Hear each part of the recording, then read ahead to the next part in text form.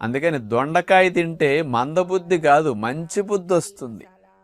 అందుకని జ్ఞాపక శక్తి పెరుగుతుంది, పిల్లలకి లెర్నింగ్ ఎబిలిటీ పెరుగుతున్నదని మరి సైంటిస్టులు చేసిన పరిశోధన చూసారు, ఎంత చక్కగా ఉపయోగపడుతుందా. కాకపోతే దొండకాయ వండుకునే తీరులో మీకు హాని కలిగించే విధంగా కూడా మీరు వండుకోవచ్చు. 2 రకాలుగా దొండకాయ వండినప్పుడు మీకు ఎక్కువ హాని జరుగుతుంది. ప్రధానంగా మొట్టమొదటిది, దొండకాయ ముక్కలు కూడానండి చక్క చీలికల వలె కట్ చేసేసి రింగులుగా దీన్ని నూనెలో వేసి దేవుతుంటారండి.